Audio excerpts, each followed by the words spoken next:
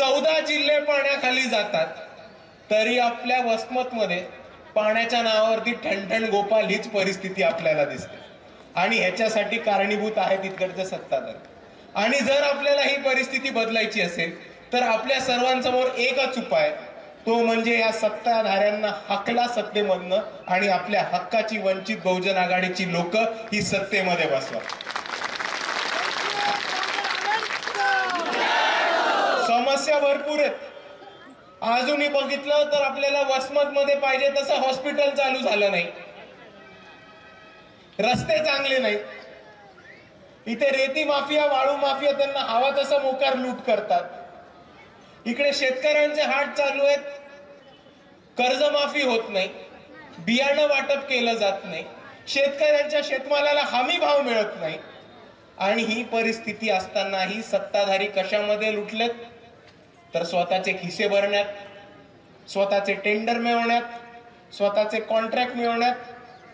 आणि आपल्या इकडचे काही आमदार आहेत ज्यांना अजून डान्स करायला सुद्धा आवडतं. आणि अशा परिस्थितीमध्ये हे कॉन्ट्रॅक्टर, ठेकेदार, वाळू चोर, चोर, डान्सर बिलकुल नको आपल्याला. आपल्याला आपल्या हक्काची कामं करणारी, आपल्याला आपली कामं सोडवून देणारी आणि एका हाकेवरती आपल्या सर्वांच्या मागे उभे राहणारी लोक ही आपल्याला कोणत्याही परिस्थितीत सत्तेमध्ये पोचवायची. आणि म्हणून मी आपल्याला एवढीच कळकळीची विनंती करतो की येणाऱ्या निवडणुकीमध्ये आपण आपलं मत कोणत्याही भाजप, शिवसेना, काँग्रेस, इतर पक्षांच्या मागे नका ठेवू. आपण आपलं मत हे आपल्या आंबेडकरवादी पक्षाच्या मागे उभं करा. आपण आपलं मत हे आपल्या हक्काच्या पक्षाच्या मागे उभं करा. आणि आपण आपलं मत हे वंचित बहुजन आघाडीच्या मागे उभं करा. आणि दुसऱ्या बाजूला मला अजून एक गोष्ट बोलायची. खंडारेताई त्याच्याबद्दल बोलल्या, पण मी त्याच्याबद्दल जरासं सविस्तर बोलले. ते म्हणजे परवाच एक बातमी आली आणि ज्यांनी महाराष्ट्रामध्ये खळबळ उचलली की वंचित बहुजन आघाडीची युती ही काँग्रेस बरोबर नांदेड जिल्ह्यामध्ये झालेली आहे. आपण सर्वांनी ही बातमी वाचली आणि आपल्या बरोबर नांदेड लोकसभेचे उमेदवार अविनाश दादा भोसीकर सुद्धा उभे आणि ते पण तुम्हाला सांगू शकतील की युती कशा प्रकारे झाली.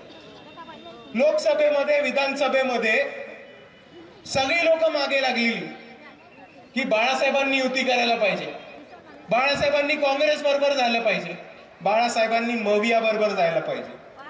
अरे पण हा 42 लाख मतदान घेणारा वंचित बहुजन आघाडी पक्ष आहे आणि हे काँग्रेसवाले आपल्याला किती सीट देत होते? 3, 4. आणि ते पण कुठल्या? फक्त एससीच्या रिझर्व, फक्त एसटीच्या रिझर्व. 2019 मध्ये युती नाही केली, काँग्रेसला पाडली. 2024 मध्ये युती नाही केली, काँग्रेसला बरोबर जागा दाखवली. आणि आता काँग्रेसला बरोबर जागेवरती आणून समान वाटप सन्मानाने नांदेडमध्ये 50-50 ची युती, 50-50% 50-50 ची युती करायला भाग पडणारा हा पक्ष हा वंचित बहुजन आघाडी. आम्ही नेहमी म्हणत आलोय की हा स्वाभिमानीवाल्यांचा पक्ष आहे, हा स्वाभिमान न विकणाऱ्यांचा पक्ष आहे आणि हा स्वतःची हिंमत ठेवून चालणारा पक्ष आहे.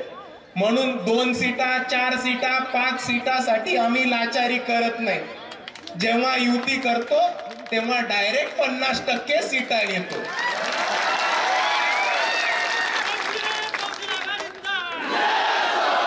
आणि दुसऱ्या मी आपल्याला हेही सांगू इच्छितो की नांदेडमध्ये ज्या धर्तीवरती युती झाली त्याच धर्तीवरती इतर ठिकाणी सुद्धा युती होणार आहे आणि त्या युतीची घोषणा लवकरच आपल्यापर्यंत येईल.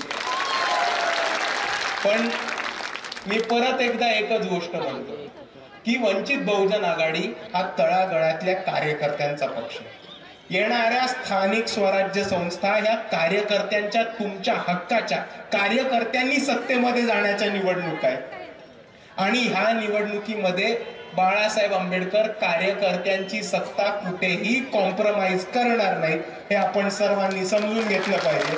आणि इतर ठिकाणी जर युती झाली तर ती सन्मानपूर्वक स्वाभिमानाने 50-50 चीच युती होईल आपण सर्वांनी लक्षात ठेवलं पाहिजे.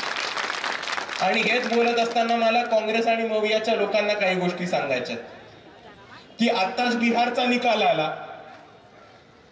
बिहारमध्ये भाजप निवडणूक आयोग ईव्हीएम यांचा एक महागठबंधन होतं, त्या महागठबंधनाने विजय मिळवला.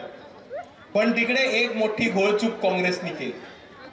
काँग्रेसची बिहारमध्ये ताकद नसताना, काँग्रेसची बिहारमध्ये कुठलेही लीडरशिप नसताना, काँग्रेसचे बिहार मध्ये मोठे चेहरे नसताना त्यांनी आरजेडीशी फुकटचा वाद घालून बऱ्याचशा सीटा मागून घेतल्या आणि त्या सीटांवरती आरजेडी पेक्षा काँग्रेसचा खूप वाईट परफॉर्मन्स झाल्यामुळे बिहारमध्ये आरजेडी आणि काँग्रेसला पराभवासमोर जायला लागले. ही सुद्धा वस्तुस्थिती आपण समजून घेतली पाहिजे. आता मला काँग्रेसवाल्यांना एकच गोष्ट सांगायची,